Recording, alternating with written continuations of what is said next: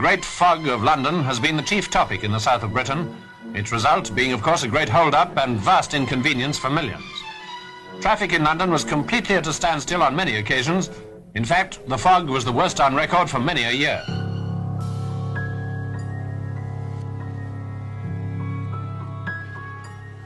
The London fog has always been a well-established fact of life, and a perfect cover for any misdeeds from milk bottle theft to murder.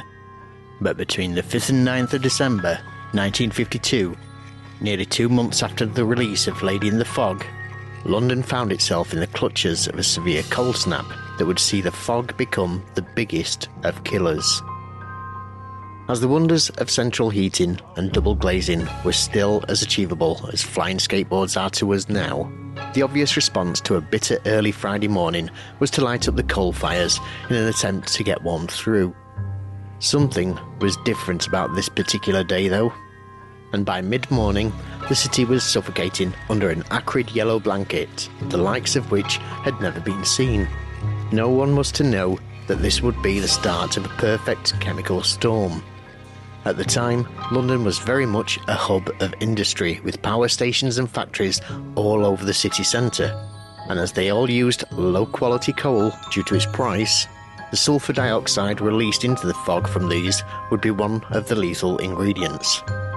There was the ever-increasing road traffic, aggravated by the recent switch from electric trams and trolleys to diesel buses, although this wouldn't last long as the city ground to a halt. You could no longer see your own feet. The fog was inescapable. It would infiltrate public buildings freely. Schools, businesses, and theatres were closed as nothing could be seen or heard.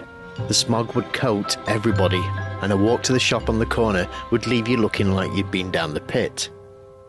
Police were equipped with the widely used smog masks, and the ever-vigilant river patrols would use fog sticks to tap along the docks to avoid collisions or drowning. Another factor that held the smog in place for nearly 5 days was the unusual weather system. With windless conditions at the bottom of the Thames Valley, the air was going nowhere fast. Over the first few days, approximately 4,000 people and countless thousands of animals would lose their lives, with a further 10 to 12,000 in the following months, depending on which reports you read. There was also 150,000 people cursed with respiratory problems for the rest of their lives. As a response, the government had a rethink about their virtually non-existent air pollution policy, and in 1956 introduced the Clean Air Act. This established smoke control zones and the use of gas and electric as heating alternatives. London remains a foggy place, though happily far less toxic. I'd still watch out for your milk bottles though.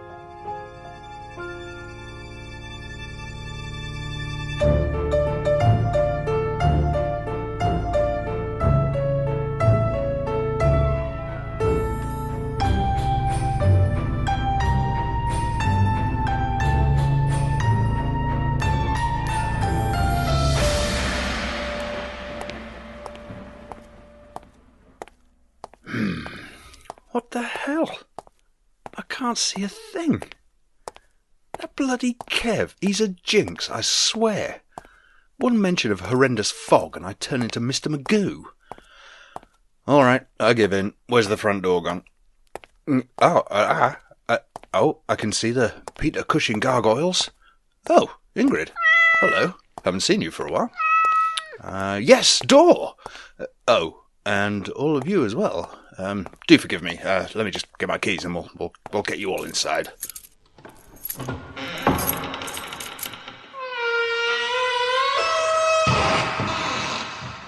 Welcome to the House of Hammer. Please do come in. Lovely to see you all again. And yes, even you. Don't worry, we've forgiven you for the mess you made last time. Well, what do we have in store for you today? Well, we can promise intrigue and comedy and exploding cocktails. And that's if you only go into Ben's room. Just joshing, Chief. Today we go on to Hammer's last film of 1952, Lady in the Fog. I will clear something up before I inform you about today's feature presentation. You may have heard us joking about languishing in 1952 for some time. 7 films in total Hammer cranked out in that particular year. Well, here's some news for you. 1953 gave us no less than 8 films, so it's not quite time for us to put our cranky pants away just yet. Anyway, on with the movie. Lady in the Fog, aka Scotland Yard Inspector in other territories, is directed by Hammer newcomer Sam Newfield. A little behind the curtain for you listeners, I was curious if anyone had any info on said director, and lo and behold, our Kevy knocked up a little something for us all. Lady in the Fog is the first of 2 Hammer films worked on by the director Sam Newfield. His next would be The Gambler and the Lady, where he was co-director and uncredited screenwriter, which used elements of his own gambling addiction. Both of these were upon the request of the American producer Robert Lippert. He's worth a mention here because he's got quite an interesting tale. Working in both Britain and his home country, he helmed over 200 shorts and second features during his busy career, including 15 in 1938. He began directing in 1926 and continued until his retirement in 1958, and worked with whoever helped him get a film made. Whether it be a tiny independent or a major Hollywood studio like Universal Pictures. His output remained thoroughly in the B-feature end of things, but he was capable of creating some interesting films that weren't soon forgotten. At one point, his fast turnover started to get the better of him, so he would release films under the pseudonyms of Peter Stewart and Sherman Scott, so audiences wouldn't notice that only one man directed so much of PRC Studios' output, and this is where he would make his name. Sam shot films in 2 styles, fast and faster, with super tight shooting schedules that were often a week or sometimes less. Sam made films in just about every conceivable genre: science fiction, westerns, crime thrillers, horror, comedy, and while most were routine at best and embarrassingly inept or incoherent at worst, there were a few bright spots amongst the dross. Lost Continent, a sci-fi epic he made with Cesar Romero and Lippert Pictures in 1951, is now considered to be one of his best films, if not the best. Sam Newfield must have had the most interesting of address books, because during his long career he managed to work with some of Hollywood's brightest stars, even if the vast majority of the people he worked with have long since been forgotten. Thank you, Mr. Moore. Lovely stuff. So, as I was saying, Lady in the Fog finds us in the company of American journalist Philip O'Dell, played by the wonderful Cesar Romero. Philip is enlisted to uncover the details behind a murder by Heather McMara, played here by the delightful Bernadette O'Farrell. Heather is convinced her recently departed brother wasn't just the victim of a random hit-and-run incident, but victim of something much more sinister. Why would anyone want to kill Danny? You take it easy. Sit down here.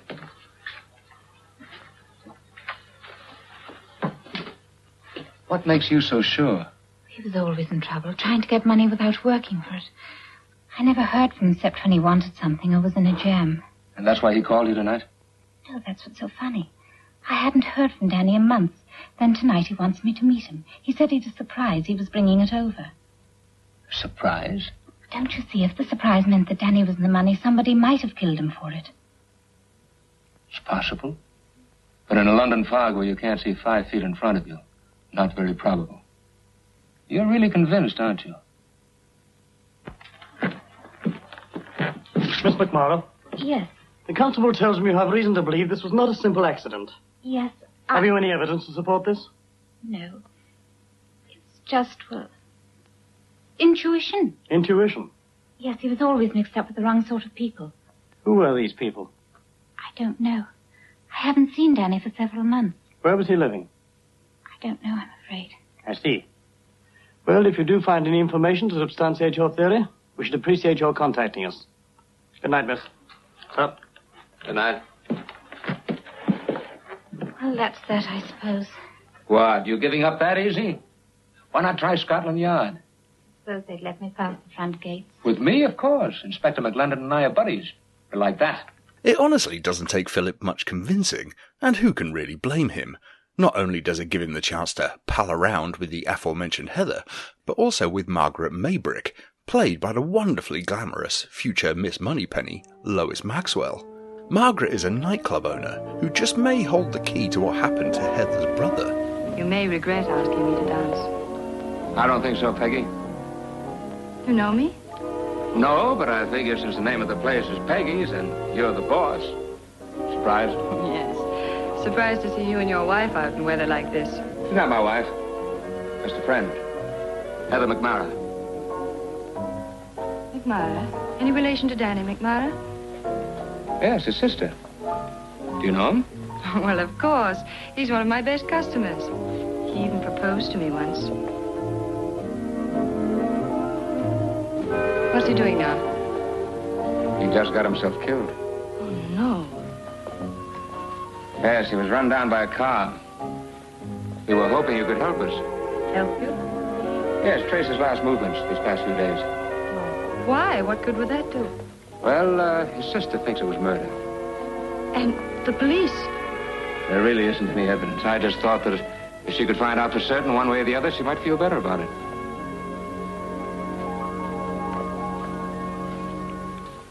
Would you like to meet Danny's sister? No, I'm afraid I must go. I'm sorry not to be of more help. Thanks for the dance. Goodbye. Goodbye. Providing you with much more of the plot, and we seriously run the risk of entering into spoiler territory. And, as you will hear in the oncoming roundtable discussion, if you haven't seen this film, we really don't want to go ruining it for you. If you ask us nicely, however, we will gladly ruin any other movie for you, but here, this is where we draw the line. So, without further ado, join me at the round table with my lovely co-hosts, Commander Kev Moore and Brigadier Ben Taylorson. Lady in the Fog, then, halfway between a Chris de Burgh classic and a John Carpenter classic. And we head into London and into the fog for an opening scene of murder. Gentlemen, I'm going to start you off with a question, okay? Do you know what distichophobia means? Off the top of my head, I'm going to guess it's a fear of fog. No, but that's a good guess, but wrong. Fear of getting run over? Kevin Moore Oh, is on. well done, he's on the ball. He's been run over, but he's on the ball. Yes, Nice. it's a fear of accidents, but yes, it's also a fear of being running over. And what I wanted to throw up was, this is like the fourth film that heavily features people getting horribly run over, and this is a semi-serious question. Why do you think this was such a big thing at this particular period of filmmaking? Because it's too much of a coincidence that it's happened this many times already. Kev? Cars were really horrible back then. You basically had to go at 10 mile an hour and you could flatten anybody because there was no consideration to pedestrians whatsoever. You'd no collapsible panels or anything like that. They would just shed you. Yeah, there was no kind of crumple zone, was there? Oh, God, it was no. Just, I think it You was were just, the crumble zone. Yeah, well, yeah. Yes. Yeah, so they were just huge metal boxes that would just annihilate you when they hit you. But surely it's got to be from a logistics point of view, hasn't it, for making a film? I mean, it's cheap to film a car rolling. You get the cinematic thing of the light shining on someone's poor, unfortunate person who's about to get run over. It's got to be a logistical aesthetic deal, I'm guessing. Yeah, I like the idea of them not having seatbelts on the inside either, so they're rattling around like a can of peas. I also think, though, that you look at sort of the disaster films of the 1970s, and you've got people terrified about, watching these films about aeroplanes crashing, and people who've never been on an aeroplane. And I think a lot of this might have to do with people who have never actually driven a car or don't own a car, or their only sort of experience of a car, maybe reading about them in the newspapers about what happened. I'm not saying people hadn't seen them on the streets. I'm not that naive. But what I'm saying is, that there's a lot of assumption about them being dangerous, much more dangerous than they actually are. And filmmakers maybe make a go of this. But anyway, it's interesting. It opens with a mowing down in a car. Let me just add to that, though. You say that, though, about the 70s. You've got bigger budgets. Planes are more of much more of a thing there. They're more regular. They're probably safer than they were in the 50s. And so that's why not tap into that fear. But back in this, we're still in 52. We're still in 52. And For the last time. Yes! And so the Hammer have got no money. Cars are a dangerous thing. Let's knock someone over. Granted, but actually, it's funny you mention that as well. This is not the only trope that we've seen that occurs in this film that we've seen several of before. You know, we'll get to them, I'm sure, but there are quite a few in here that we have encountered several times. Well, let's hop straight into incompetent policing for a start, which sets up our whole sort of premise of yet another amateur detective who is at the heart of our film. And let's talk a bit about Cesar Romero playing Philip in this film. He's Philip O'Dell. He's the protagonist who is looking to solve this murder in inverted commas, because we're never really sure for absolutely certain if it is one, particularly in the first half of the film. What did we think of Cesar Romero? Magnetic. I think he every time he's on the screen, I was happy. Because he's very suave and he's very, very sophisticated. But the thing I loved most about not just his performance, which I thought he did exceptionally well in, because it's quite a thankless task, really. He is playing. It's hard to describe, but he's playing quite a very confident man. You know, he is playing sort of American in these shores again. Again, another trope we've seen. You know, a Yank coming over here. It's very Whispering Smith, but. Can't argue with a confident man. Well, this is very true, and I wouldn't know. Something I really loved about this, and I'm going to make a really odd comparison here, is that what you've got basically is you've got quite a dark storyline going on. You know, of death and intrigue and fires and murder and underground bosses and things like this. But then you've also got this, I think, quite wonderful sense of humour running through the film as well. And the film that came to my mind when I was thinking about this was The Nice Guys with Gosling and Russell Crowe. Mm-hmm. In that dark situation, but played for laughs. You know, and like that movie, which I absolutely adore, I think this nails it. It could have gone very, very wrong. And don't get me wrong, there are a couple of bits where you sort of go, ooh, okay, let's not do that. But I think it worked really well. And Cesar Romero for me was just the icing on the cake. I thought he was brilliant. What about you, Kev? What did you make of him? Yeah, well, going on with Smokey, I feel like they've got exactly the right man for the job, because in anybody else's hands, they wouldn't have had the comedy chops to do it, because you kind of forget just how much comedy Cesar Romero does throughout his career. I mean, it spans something like 140 years, or at least it feels like it. He's got a hell of a filmography. You're not kidding. Really, and a lot of it is lighter stuff than you would expect. But again, it can turn on a dime, and do really dark stuff. But I love the fact that they actually play up to his looks as well. At one particular time, there's a reference to him being a tall, dark American, and then there's a hotel desk woman who's so cartoonish. She loves him. It's complete Spoonerama. She's just off on one. And the response she gives him is like, oh. But his response to it is absolutely hilarious, because he's kind of nonplussed by it all, as if it's something that he would expect any time of day. Yeah, he's got kind of used to this whole thing. Yeah. What about you, Ben? What did you think of him? Well, we've seen this type of hero a couple of times already before, with mixed results in Hammer films. I think Robert Preston in Cloudburst is about as close as I can get, but he didn't have the humour angle. And I'm going to come back to a name outside of Hammer that we've talked about before, and we're going to have a little chuckle, but it's Tom Atkins again, isn't it? Yes. He's that kind of, he's half father, half the sort of male lead. He's that sort of dependable, reliable, yet somehow he's the sex symbol. But what this journey through Hammer is teaching me is what the films I grew up with as a kid. This has all been done before. The groundwork has been laid. These characters, even in so these B movies and the B movies I grew up with, they're timeless, and you can see why, because they're so lovable. He's absolutely fantastic in this. I mean, he holds the film together. He's not the only one, but as the driving force of the film, which the script dictates that he must be.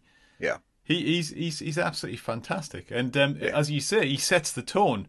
And I talk a lot about tone when I'm reviewing films, and I particularly take a dislike when a tone is all over the place. And this film could have easily gone that way because, as you said, quite rightly, Smokes, it's a dark film somehow given a lighter tone, but he really makes that work. Yeah. He's serious when he needs to be. He's the action hero when he needs to be. But he's always got that little smirk and glint in his eye. And as I said, it was just a pleasure every time he came on screen. It was wonderful. Luckily, there's not a lot of time where he's not on screen as well. True. That's true. Yeah, that is very much, that helps the film a lot as well. Yeah. Is that I'm not saying that the supporting cast are weak. He's just particularly strong. Mm-hmm. Absolutely. Yeah. It's a great cast. To be fair, it really is. I mean, it was great to see Lois Maxwell, obviously, because everyone will know her from the Bond movies, and which is great.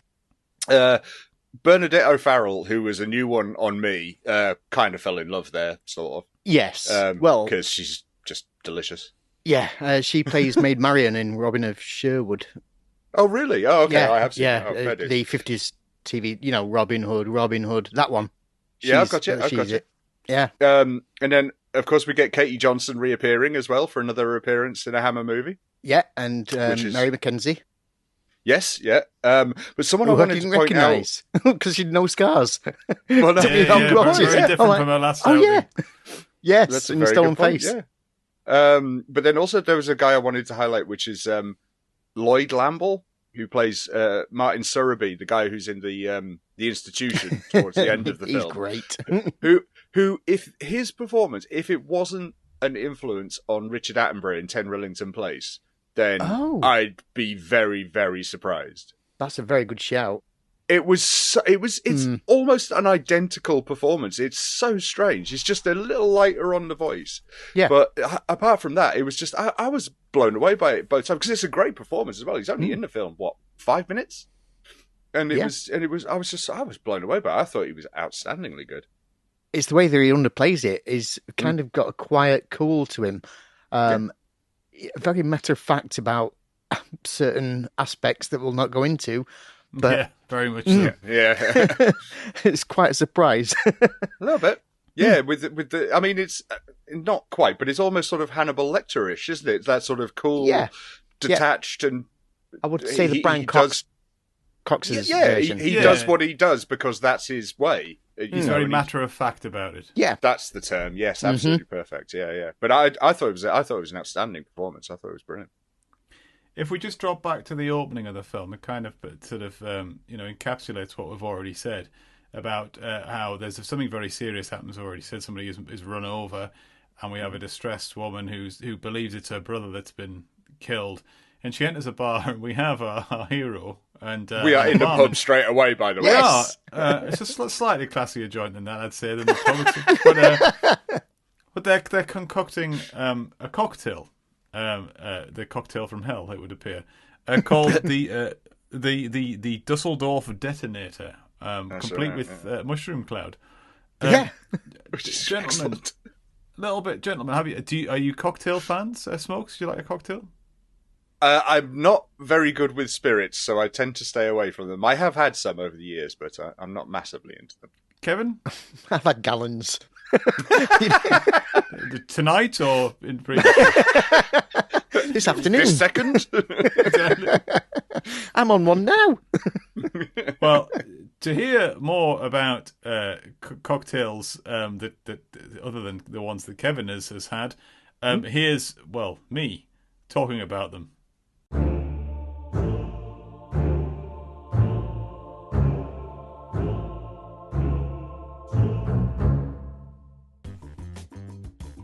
We love a cocktail in the House of Hammer. Well, if you count Kev mixing vodka and milk together to create a beverage that looks like a jar of turps that someone left a paintbrush in, and Smokey drinking 2 cans of Foster's at the same time. But putting those aside, let's talk real cocktails, and indeed, weird cocktails. Here's 5 for you. The old Dusseldorf detonator, featured in Lady in the Fog, is a remarkable looking potion, bubbling and emitting smoke like something from a witch's cauldron. So I was keen to know if drinks that arrive on your table emitting clouds of vapour and a tangible sense of danger can be found in the real world. And they can. The Gunpowder Plot is a Guy Fawkes-inspired cocktail by Sydney bartender Grant Collins, whose favourite ingredients include dry ice, liquid nitrogen and jelly. This particular drink involves infusing gin with gunpowder flavours, whatever the hell they are, and shaking it with Fernet Branca, a traditional herbal digestive, and egg white. The egg white leaves the cocktail with a thick layer of froth on the top. It's then presented under a glass dome thing, filled with oak-scented fog, amidst a pile of twigs. Sounds like something the Blair Witch would drink. Next up we have the Crapper.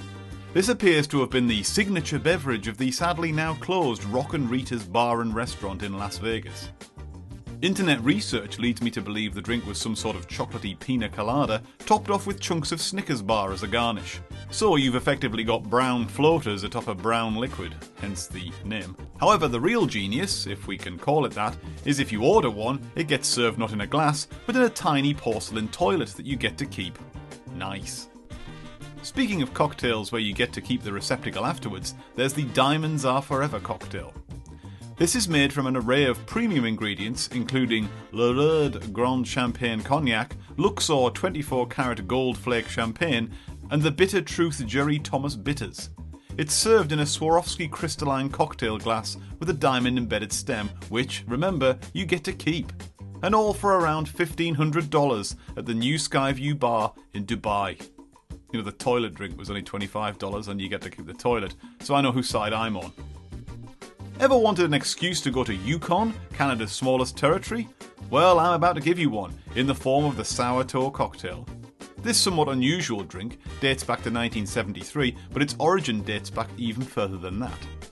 In the 1920s, the rum-running Lincoln brothers, Louis and Otto, got caught in a blizzard. Louis put his foot through a patch of ice and soaked his foot. When the brothers got back to their cabin, Louis's right foot was frozen solid. To prevent gangrene, Otto used his axe to chop off Louis's toe. And what are brothers for? He placed the toe in a jar of alcohol to commemorate the event.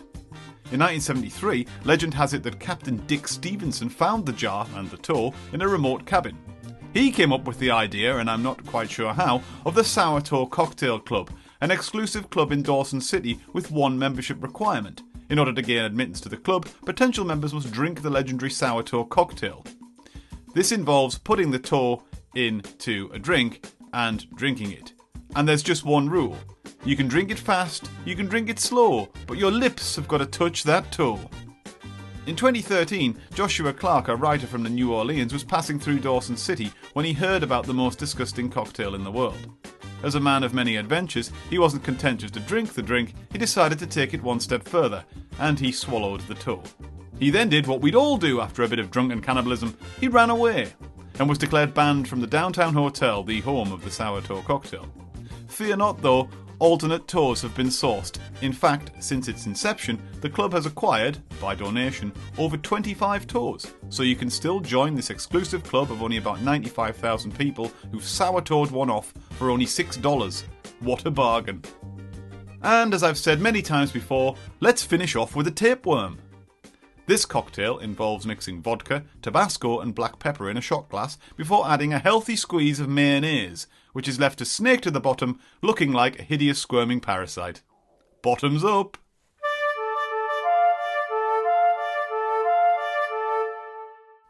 So, thanks, well, me. So alongside the Dusseldorf detonator in this particular movie, we see other cocktails such as the Bremen Blockbuster and the Cologne Killer. All of these sound like the alcoholic version of Sprouts Mexicane to me. Sprouts Mexicane? Mexicane? Oh, it's brilliant. But they are a bit frisky. They were very frisky. But the thing I love about the Dusseldorf detonator is obviously there's dialogue occurring in the scene when they're making said cocktail, and whoever's doing the sound effects has decided that the cocktail will be quiet when they're talking, and then turn the bubbles down, the volume of the bubbles, and then turn them right back up again when there's a pause in the sentence, and then turn them right back down again. It's lovely. It's like yes. the cocktail was sentient, and it knew when people were talking. And I'm going to go out on a limb and say that a cocktail that bubbles and has smoke coming off it will kill you with one mouthful. Sure. Yeah. Possibly. Clues in the title, mate. You know, I'm looking on the cast list. I'm actually looking on the crew list to see if there's a bubble boy there. To see if anyone's died of cocktail ingestion. The landlord of the pub just died because of just all the smoke he was inhaling. It was noxious gas. But I mean, it's a wonderful start to the film, though, isn't it? Because you get introduced to pretty much your two main characters. Mm-hmm. You find out why he's there, what he does for a living, how an American came to be in the UK anyway. So that's nifty. Mm-hmm. You get her dilemma, and then you get the continuation of the story through her dilemma and how they meet. It's a great opening to the film. And they have quite a lot of chemistry as well. Yeah. Which is nice. It's not an awkward meet. And there isn't the standoffishness that we've had in some of these films where you think, well, we're waiting 3/4 of an hour before our couple get together. They're very friendly and very sort of amicable very early on, which is nice. And it opens the door for this murder mystery really nicely. And I thought this was arguably the most intelligent and intricate plot we've seen so far, because I think it. I'm not giving anything away. I think because of the nature of the film, the title alludes to it. It's reasonably obvious who the killer is fairly early on, but the exact rationale behind what's gone on is not obvious at all. And I really liked the way that this film sort of drip fed you the pieces and allowed you to put them together in real time with the characters. I don't know how you two felt about that. Kev, let's go to you. Yeah, it was perfect because, like you said, just trying to find out where you're going to be taken to try and piece together what's going on in the first place, why the motive's there, why somebody would decide to just mow over Richard Johnson in a practically uncredited scene. You only see him in the beginning of the film, and then that's it. And it's like, he's one of my favourite actors. What? You can't do that. Yeah, you can. I need to have solid facts, solid reasons for killing Richard Johnson, please. Right, yeah. Good to know. But like you said, that you are drip fed it perfectly, and at no point are you really completely lost. There's some nice interplay between the coppers because they're not stupid all the time. They actually at one point outsmart him. They do have their moments there. They do. They do trick Odell into turning up at a woman's flat. Yeah, but I think what's also a really nice feature is, so as you said there, Ben, that we're following Cesar Romero's sort of journey in real time, and the clues he finds, they're not big cliched Hollywood clues, right? So like the first proper one he gets when they go to the club where the brother had been spotted, he bribes a waiter, they get a little bit of evidence, or he finds the tape later on to listen to, or he has to go see the movie producer. They're just little bits, as you said, drip fed to you, and he's following them just like we are. Yeah. And as you say, you're piecing this not massively complex murder mystery together, but it's a really clever one. Because, as you say, when you find out the reasons and who was involved, again, no spoilers, it's actually sort of like, well, that's different. I didn't really expect that to be the reason why, or who did it is a little surprising. Not just the main person who did it, but then the peripheral characters who assisted in the whodunit. Mm-hmm. I thought that was really clever and really interesting, and it was a breath of fresh air. And it's been nice to. We've talked about this before, of not being treated like a child by the film. It treats you like an adult. It's and it's a breadcrumb trail. Yeah, perfect. Yeah, absolutely. Yeah, I agree. But as I said, and every supporting character, even the minor ones, they're helping this story along as it progresses. You know, even as I say, even the minor ones, the sort of the heavy, or even the hotel receptionist, or things like this. Even the travel agent as well. Okay, it's a little bit of a side plot, but it all adds to this glorious sort of melting pot that's happening in the film. Smokey, there's a bunch of can-can dancers at one point that are dancing to an empty room, and the look on their face, it's perfect, because you can tell bored. They are so bored and just utterly apathetic about playing to an empty room. But it's just the little details. It's a great little film, this. Yeah, agreed.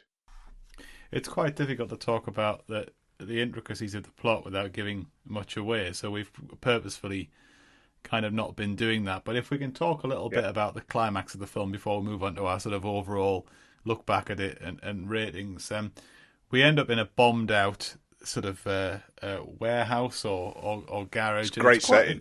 Yeah, it's an absolutely. I mean, I think the settings the whole way through really help the film, and there's a mixture of sort of sets and a little bit of sort of on location stuff, which help it enormously.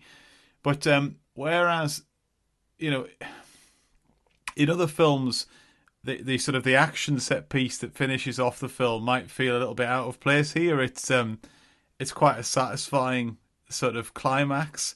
In terms of, you think, we've kind of earned this. There's a shootout, and and a bit of physical stuff, and a bit of tragedy. What I would say is, though, there's a scene when there's a goon chasing Cesar Romero with a gun, and he shoots him, and Cesar Romero is unarmed, and he just thinks, you know what? I'm going after him. And you think, how hard do you have to be to chase an armed man down? And he runs off as well. You know, he's chasing. He's brought a gun to a fist fight.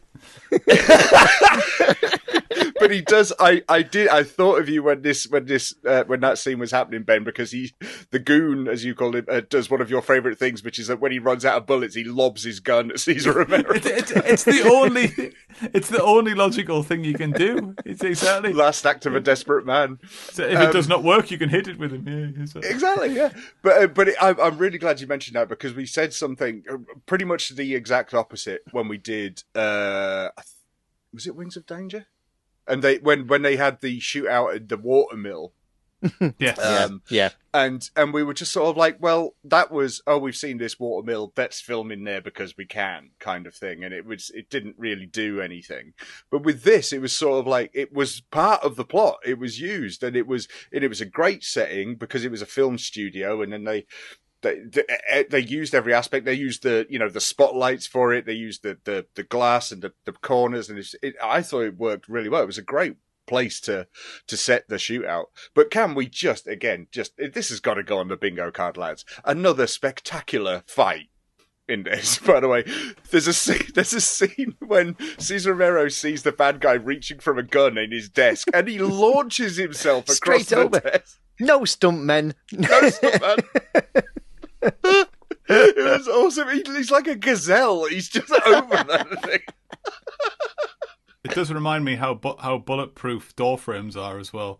You see it a lot, even in contemporary films. But I'll just, if you sneak back 1.5 inches behind a door frame, it's practically having a bulletproof, you're sort of a suit of armour on. It's impenetrable. You're safe. It's fine. It's like being in a Panzer tank. You're fine. You just have to hide behind the doorway. It's the whole car door thing again, isn't it? Yeah. It's hiding behind a bin in Police Squad, isn't it? Yeah, 3 feet away. Or a wooden pallet, yes. That's the one. I think in Beverly Hills Cop 3, doesn't he hide behind a park bench? That wooden park bench, isn't it? That has holes in the slats. Yeah. Exactly. Yeah. Oh, by the way, listen, if we're talking about films, bits that remind you of another film, it's the bit towards the end when the villain is about to get the heroin. She's in the car and she's following her, and she aims to, floor it to get the heroin. And I was just like, oh, this is going to be just like RoboCop. She's going to move out the way, and that car's going to go straight into some toxic waste. Sadly, it didn't happen. No, she stalled it. She did. which was brilliant, by the way. Yeah. Because it was actually funny. You've got the tension. You'd got the tension, and again, you've got a really tense scene, and you've got these two walking through the fog, and you can see that she's going to end up getting run over, and then suddenly it's just completely killed by this piece of comic business. It's fantastic, yeah. Should we give our last thoughts and a bit of a rating? I think we've given this enough time. It's I think we've all agreed it's a good film. But let's go to you. Last thoughts and a rating. 7 stars, just because it's a good, very unpredicted comedy. I was expecting a noir, shall we say, because it starts off like that, and you think, right, okay, and then practically on scene 1 in the bar, it suddenly becomes something completely different. And then, of course, just to cap it off, you get Katie Johnson turning up as Mary Queen of Scots. So that was such a good addition. Yeah, absolutely. And for that, it got an extra point anyway. So it's 7 stars for me. Nicely done. And she saw a foreign man driving the car at 200 miles an hour.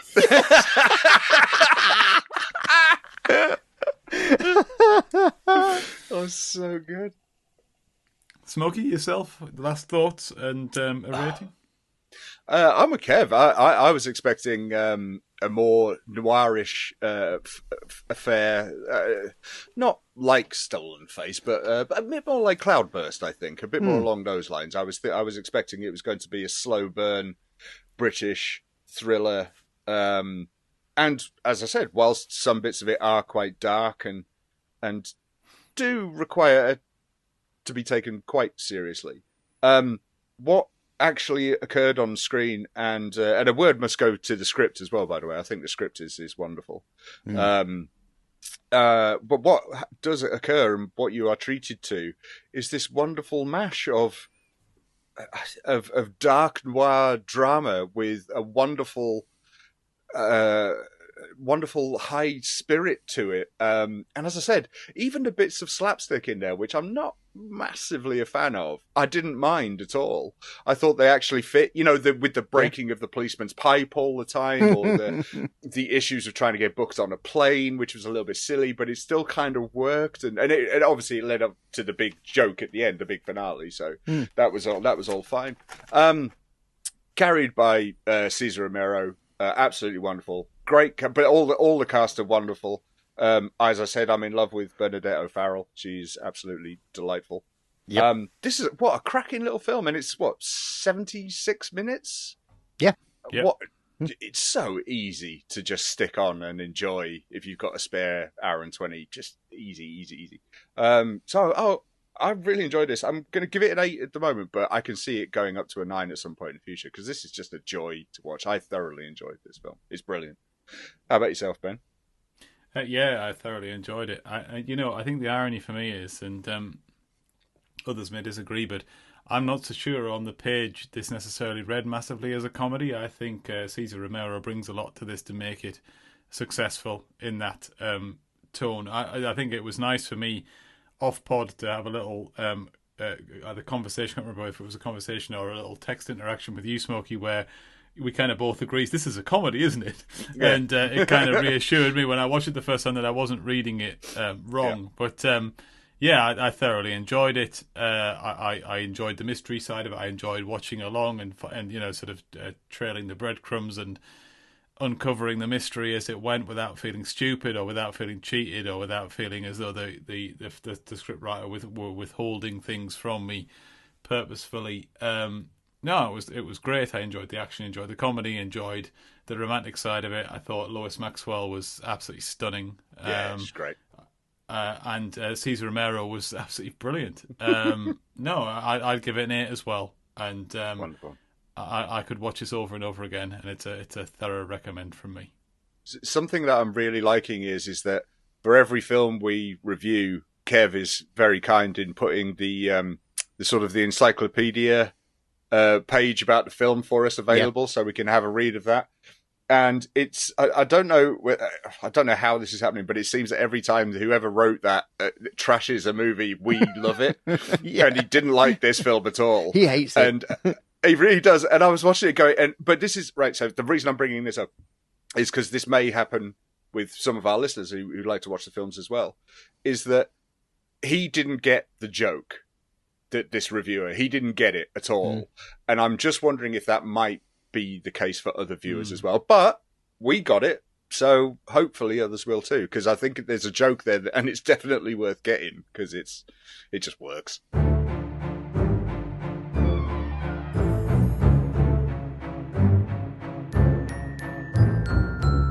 So there you go. A resounding 6 thumbs up from us 3. As always, please do give the film a watch and let us know what you think. I can guarantee, though, it will be a future presentation for one of our online screenings. Speaking of which, in case you were unaware, we have an online viewing every month for our patrons. This month we're going to be watching the brilliant Last Page / Manbait on the 24th of September. It's only £1 should you wish to join us. We watch the film, then head on to Zoom for a chat, some silliness, and usually a quiz. So if you want to see Ben turn purple in real life, check out our Patreon page and join in the shenanigans. Before we leave you, you just heard us all sing the praises of one Cesar Romero. Personally, I really was unaware of most of his output, so here I am to explain a little more.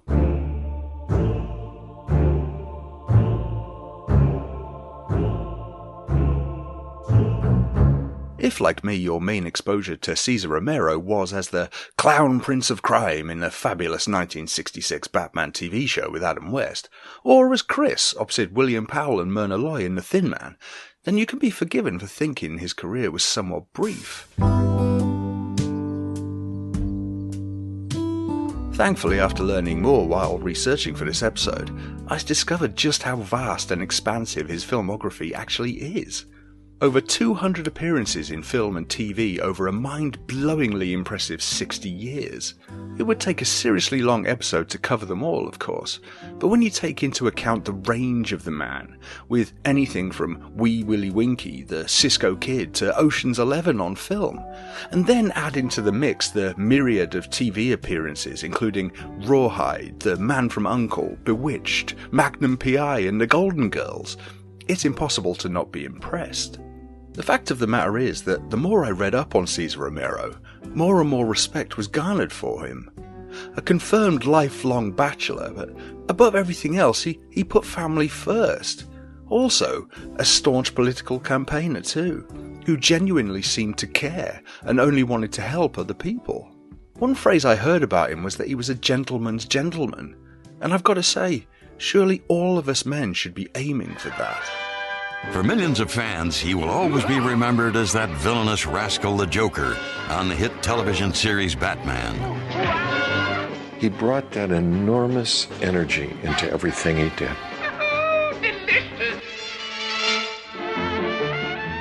But before donning the grease paint and green hair, Cesar Romero was one of Hollywood's most versatile actors who maintained a sense of style and sophistication in every role he played. He was a split personality. He was a baggy pant comedian. And the other side, he was terribly dignified. He was a gentleman's gentleman. He would kiss the hand. He would put his arm around you. He made you feel like a delicate little orchid. While he lived the life of a carefree Hollywood bachelor, Romero's devotion to his family always took center stage. He held the family together, and he supported the family. He was just a tremendous guy. I think everybody who knew him loved him. I'm going to leave this segment with some words from the man himself that really do resonate to this day. But I will say this. Obviously, I know that nobody is perfect. We all have our quirks and idiosyncrasies. But after discovering more about what seems to be a truly humble and kind man, not only am I going to be seeking out more of his work, but also maybe try and live by his example. Mr. Romero, I raise my glass to you and give you the highest of high hazels ever. Oh, well, I started here in Hollywood in 1934. This is my 53rd year here. So I've seen a lot of changes in this town and in the business itself. I love watching that thing with Loretta Young, showing all the wonderful stars. So many friends, you know, one right after the other, who've all left us. They're not here anymore. What a wonderful array of people, the great talent that we've lost in motion pictures. But of course, in those days, years ago, there was no such thing as television. It was all motion pictures. And everybody was under contract to a studio, and everybody knew each other from all the different studios. There was a motion picture colony in this town. And within that motion picture colony was a very definite society, and a very elegant society in this town. I miss a lot of the things from the old days, but of course you can't look back because nothing stays the same, everything changes. But I've had a long career in this town. It hasn't been the greatest, but it's been good and it's been steady. And I owe a lot to this business that we're in. And I hope to continue in it for a few more years before I hang up my, whatever it is you hang up.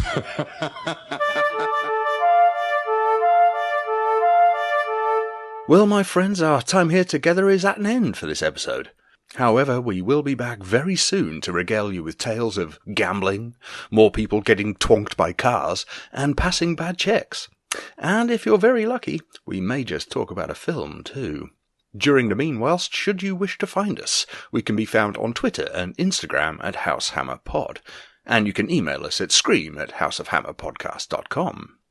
And if that just wasn't good enough, then head on over to our online store and get some of our lovely merch to rub all over yourselves like a brain-damaged test monkey.